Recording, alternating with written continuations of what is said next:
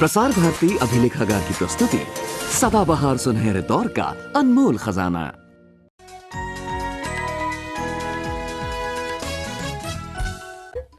तो क्या आप अब भी कहेंगे कि जादू कुछ नहीं होता? जादू से ही तो दुनिया घूमती है और जादू से ही तो ये बॉल मेरे इशारों पर इधर उधर नाचती है। अब मैं कहूंगी लेफ्ट तो बॉल लेफ्ट में, और मैं कहूंगी कि राइट तो बॉल राइट में। ये सब मेरा कमाल है क्योंकि मैं हूं एक महान जादूगरनी। जादूगरनी, अब बस भी करो। बॉल को नचा रहा था मैं और सारा क्रेडिट ले रही है ये। आहा, ना ये ना मैं। बॉल को तो नचा रही थी ये वैक्यूम क्लीनर की हवा। वैक्यूम क्लीनर की हवा मतलब Bernoulli's principle. Bernoulli's principle physics का वो नियम जो इस बॉल को भी नचा रहा है। तेज चलती हवा या द्रव्य के पास दबाव कम हो जाता है, आसपास की हवा उस तरफ बढ़ती है, इससे बनता है एक ऊपरी उछाल।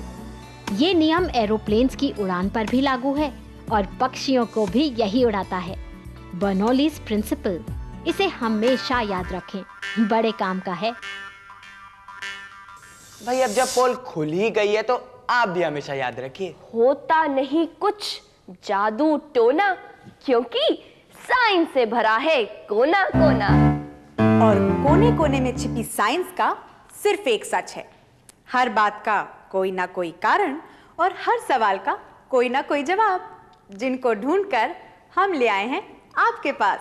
जी हाँ, ढेर सारे सवालों के ढेर सारे जवाब लेकर, एक और रिस्पॉन्स स्पेशल के साथ।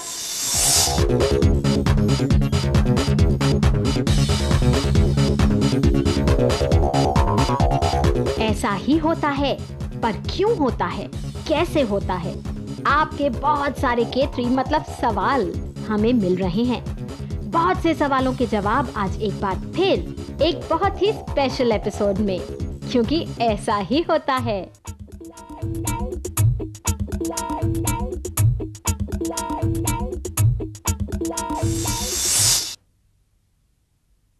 छोटे बच्चे जब सवाल पूछते हैं तो मुझे बड़ी खुशी होती है। तो चलिए आज का एपिसोड यहीं से शुरू करते हैं, प्रीतिश के लेटर से। प्रीतिश पूछते हैं कि गर्म हवा को कौन कहता है ऊपर उठ जाने के लिए, और ठंडी हवा को कौन कहता है नीचे आ जाने के लिए। क्या इसके पीछे भी कोई साइंस है? प्रीतिश, हर बात के पीछे साइंस है। तो चलिए आपके सवाल का जवाब लेते हैं दीपिका और शिवम से। पूरे एक्सपेरिमेंट के साथ तैयार बैठे हैं, चले। गरम मतलब ज्यादा एनर्जी, मतलब मॉलिक्यूल्स की बॉक्सिंग। और ठंडी मतलब सुस्ती। तो इस बॉटल में डाल देते हैं ये गरम गरम पानी। बोतल में भर दिया है गर्म गर्म पानी, जिससे बोतल गर्म हो जाए। थोड़ी देर बाद उसे खाली कर देते हैं। ऐसा करने से बोतल के अंदर की हवा गर्म हो गई होगी। अब लगा देते हैं बोतल के मुंह पर गुब्बारा और रख देते हैं उसे ठंडे ठंडे बर्फीले पानी के बीच।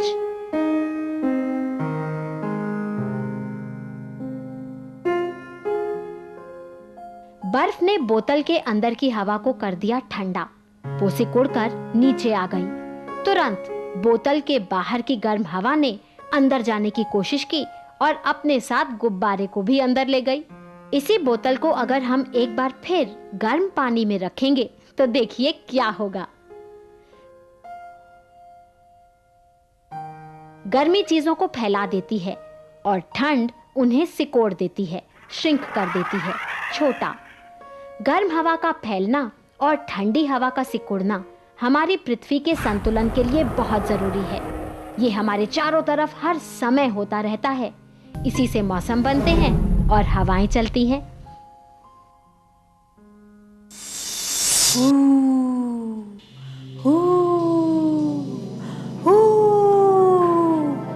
रात होती है, अंधेरा होता है और ये बोलते हैं। हम कहते हैं रात को बहुत अंधेरा है और इनके लिए दिन में बहुत रोशनी है। हम सोते हैं और इनके लिए होता है जरूरी जागना। अगर जागेंगे नहीं तो खाएंगे क्या? अगर हमारे शरीर के हिसाब से हमारी आंखें होती इनके जितनी बड़ी तो मालूम है कैसी होती? ऐसी, संतरे जैसी। किसकी बात कर रही हूं नहीं पता?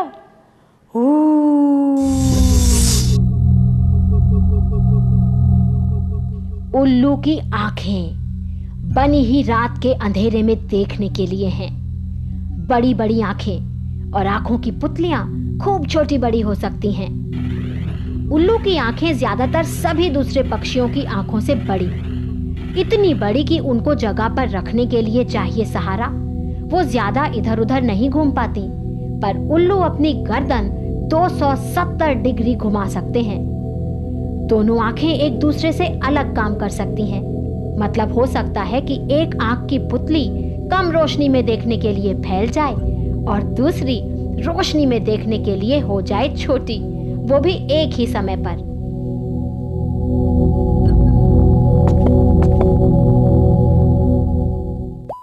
रही बात चमगादड़ों की, तो ये गलत है कि वो देख नहीं सकते। चमगादड़ों की आंखें बहुत छोटी हैं, उन्हें कम दिखाई देता है, पर वो देख सकते हैं। उनके लिए ज्यादा काम की है सुनने की शक्ति, एकोलोकेशन, जो सोनार की तरह काम करता है। चमगादड़ उड़ते समय एक बहुत ही हाई पिच आवाज निकालते हैं। ये फ्रीक्वेंसी हम नहीं सुन सकते, लेकिन जब ये साउंड वेव्स किसी चीज से टकराकर लौटती हैं, तो चमगादड़ इस गूंज को सुन लेते हैं और इस एकोलोकेशन से रास्ता और खाना दोनों ढूंढ निकालते हैं।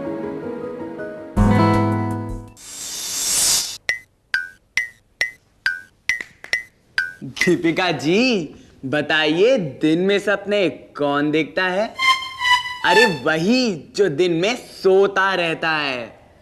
उल्लू कहना चाह रहा है मुझे, वाइफ और आउल।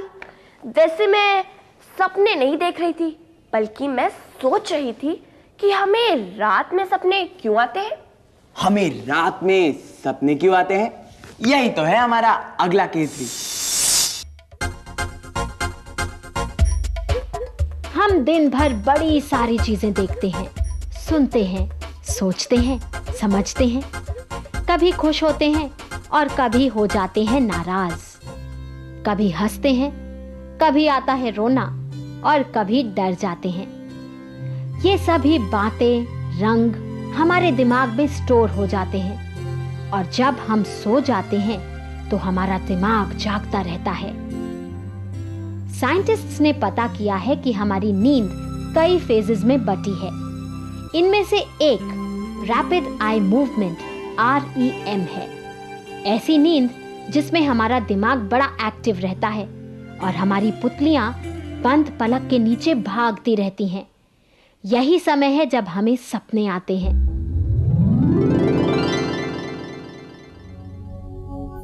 हमारे दिमाग में स्टोर्ड इंफॉर्मेशन और भावनाएं मानो प्रोसेस होती हैं और सपनों में दिखती हैं। साइंटिस्ट्स कहते हैं कि इन्हें, मतलब इन इलेक्ट्रिकल चार्जेस को हम रिकॉर्ड भी कर सकते हैं। हर किसी को सपने आते हैं, कभी अच्छे कभी बुरे। वैसे सपनों पर रिसर्च अब भी चल रही है, लेकिन हम तो आपसे यही कहेंगे, हैप्पी ड्रीम्स, अच्छे अच्छे सपने देखिए।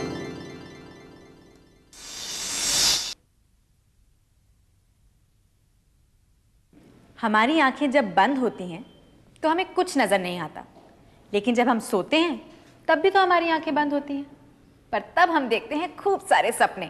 कभी गुब्बारों के, कभी तितली के, कभी पंछी के, कभी मम्मी की डांट के, कुछ डरावने और कुछ मस्ती भरे। लेकिन क्या आप जानते हैं, जिन लोगों की आंखों में कोई रोशनी नहीं होती, मतलब जो देख नहीं सकते, उन्हें सपनों में भी कुछ नजर नहीं आता, लेकिन वो सपने देखते हैं, महक के, आवाजों के, स्पर्श के।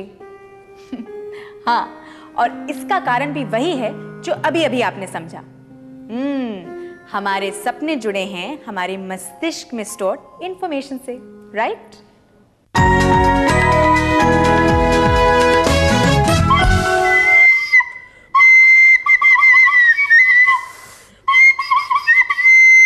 दीपिका बस बस बस करो, अरे दीपिका बस करो। अरे पुष्पिंदर कुमार शर्मा जी, ये सब आपके ही सवाल की सजा है। बंदर क्या जाने अदरक का स्वाद। अरे बंदर क्या, भैंस भी कह लो। मैं तो भैंस बनना पसंद करूंगा, लेकिन प्लीज अपनी ये बेसुरी बांसुरी बजाना बंद करो। बेसुरी? पर बांसुरी तो सुरीली होती है, म्यूजिकल।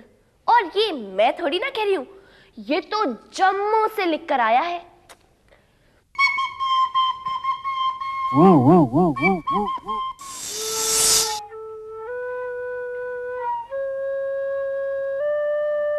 बांसुरी एक विंड इंस्ट्रूमेंट है, सांसों को सुरों में बदलने वाला एक वाद्य यंत्र। इसकी साइंस आसान, जो जुड़ी है एयर कॉलम, बांसुरी के अंदर की हवा से।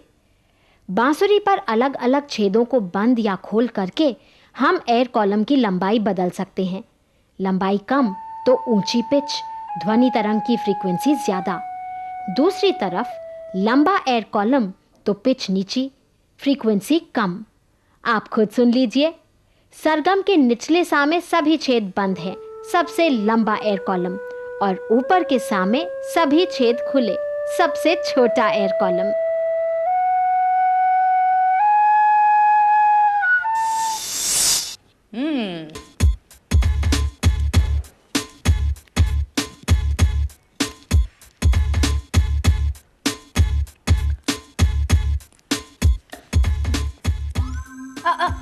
शुभम जैन ग्वालियर से देख रहे हैं ना? आपने ही कहा था आपको एक्सपेरिमेंट्स दिखाएं ताकि आप अपनी असेंबली में इन्हें दिखा सकें। तो तैयार हैं? चलिए।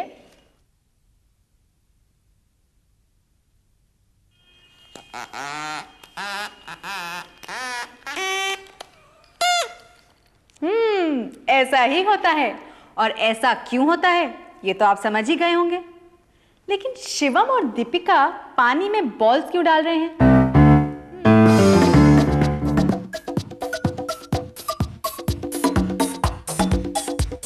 शिवम, हम जब भी किसी वाटर बॉडी के पास पिकनिक में जाते तो कितनी मजा आती है ना। हम सब मिलकर पानी में पत्थर फेंकते हैं, लेकिन जब हम ये पत्थर फेंकते हैं तो वेव्स गोलाई के आकार में क्यों आगे बढ़ती है? गोलाई मतलब चारों तरफ। इस केतरी का जवाब क्या है? पानी में फेंका गया पत्थर उस जगह के पानी के मॉलिक्यूल्स को धक्का देता है। अब ये ढकेले गए मॉलिक्यूल्स अपने पड़ोसी मॉलिक्यूल्स को धक्का देते हैं और खुद अपनी जगह पर लौट आते हैं। ये सिलसिला चलता रहता है चारों तरफ। हर धक्के के साथ ऊर्जा थोड़ी कम होती जाती है, इसीलिए लहरें केंद्र से दूर होती जाती हैं और हल्की पड़ती जाती हैं। ऐसा तब तक होता है जब तक उस धक्के की ऊर्जा खत्म नहीं हो जाती। हर तरंग ऐसे ही बनती है और खत्म होती है, फिर चाहे वो हवा में हो या द्रव्य में। माध्यम अपनी जगह ही रहता है और सिर्फ ऊर्जा आगे बढ़ती है।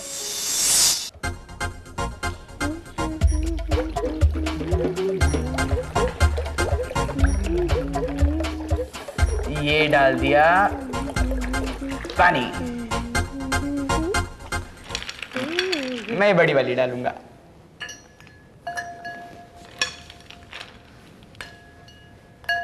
सॉलिड्स ठोस होते हैं, उनकी डेंसिटी ज्यादा होती है। इसका मतलब ये है कि सॉलिड्स लिक्विड से ज्यादा घने होते हैं। लेकिन फिर भी बर्फ पानी पे तैरती है, आप खुद ही देख लीजिए। इसका जवाब हम लोग कुछ हफ्तों पहले समझ चुके हैं। चलिए एक और बार समझ लेते हैं। हम लोग कुछ कंफ्यूज्ड हैं। मुंबई के अमेर आने के साथ हम भी पानी और बर्फ के इस चक्कर को जान लेते हैं। पानी में कोई चीज तब तैरती है जब उसकी रिलेटिव डेंसिटी, घनत्व पानी से कम हो। लेकिन ठोस बर्फ की डेंसिटी पानी से कम कैसे हो सकती है? बर्फ पानी में डूबती क्यों नहीं? इसका जवाब छुपा है पानी के मॉलिक्यूल में।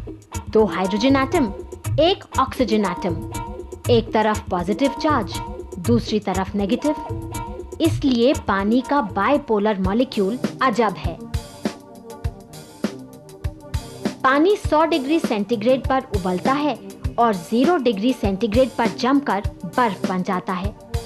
जैसे जैसे पानी ठंडा होता है उसके मॉलिक्यूल्स सिकुड़ते हैं और उनकी ऊर्जा कम होती जाती है। पानी के मॉलिक्यूल्स कम जगह घेरने लगते हैं, लेकिन जैसे ही तापमान 4 डिग्री सेंटीग्रेड के नीचे जाता है, पानी के मॉलिक्यूल्स फैलना शुरू कर देते हैं और ज्यादा जगह लेते हैं। ये फिजिक्स के सारे नियम तोड़ता है और इसीलिए इसे एनॉमलस एक्सपेंशन ऑफ वाटर कहते हैं। इसी के कारण बर्फ पानी में तैरती है, ना कि डूब जाती है। ये हमारी पृथ्वी के लिए बड़े काम का है, हमारी वाटर साइकिल के लिए बहुत जरूरी। हम जब बात नहीं मानते, रूल्स ब्रेक करते हैं, तो हमें पड़ती है डांट और कभी कभी टैंग टैंग। लेकिन जब पानी रूल्स ब्रेक करता है, नियम तोड़ता है, तो हम शुक्र मनाते हैं, क्योंकि ये हमारे लिए है बहुत इंपॉर्टेंट। अंतरिक्ष, स्पेस, कई ऐसे रहस्य जिनके बारे में हमें अभी तक कुछ नहीं मालूम, लेकिन कई ऐसे सवाल हैं जिनके जवाब हमें पता है। जैसे कि विनय महेश जी ने पूछा है। उनका सवाल है मार्स के बारे में। पूछते हैं कि मार्स लाल क्यों है? 1 मिनट बताती हूँ।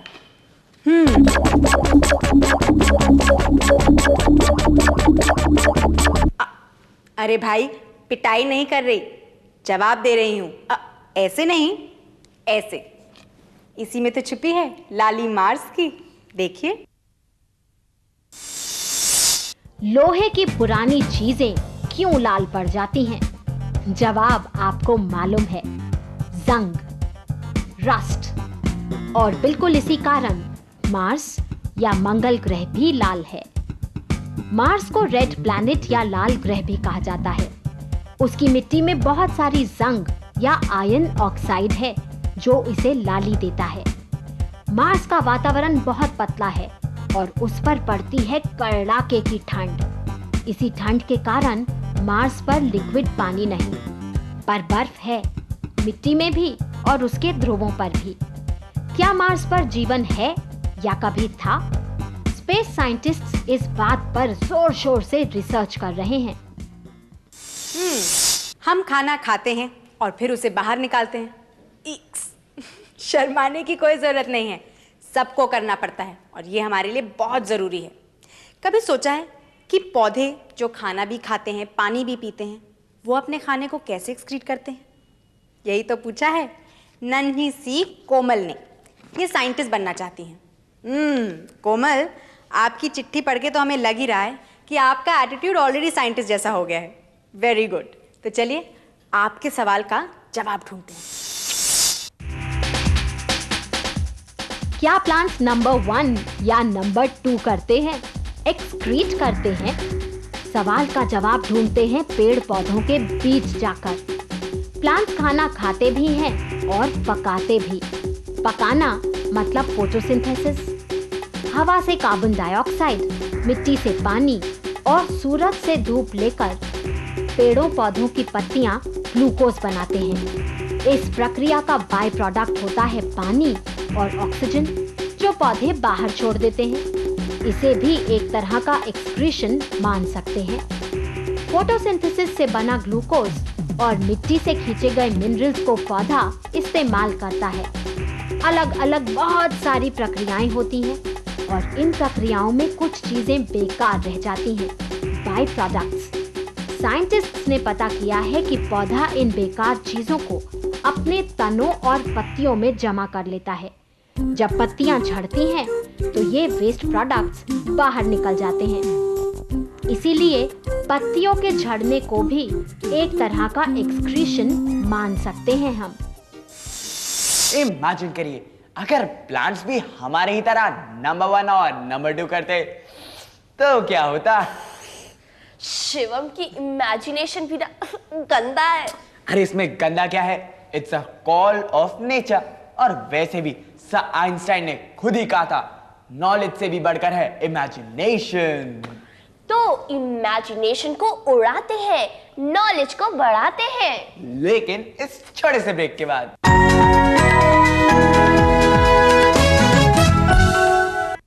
आज हमने कोरल से लेकर बड़े बड़े आंखों वाले उल्लू की भी बात की है। अंतरिक्ष से लेकर सपनों की दुनिया में पहुंच गए थे हम आज। सपनों की दुनिया, अरे वो भी बड़ी ही मजेदार है। अरे लेकिन अगर आप सोचे कि छोटी छोटी चींटियों को भी सपने आते हैं। नहीं, बिल्कुल नहीं। इस पर कोई रिसर्च तो नहीं हुई है, लेकिन जवाब एकदम सही है। क्यों? क्योंकि सपने तो उसी को आएंगे ना जो सोएगा। बिल्कुल सही बात है, चींटियां सोती नहीं, और ये भी एक साइंटिफिक फैक्ट है। तो ऐसी ही बड़ी मजेदार बातों के लिए मिलते रहिए हमसे हर हफ्ते, इसी जगह इसी वक्त, क्योंकि ये साइंस की दुनिया है और यहाँ ऐसा ही होता है। बाय।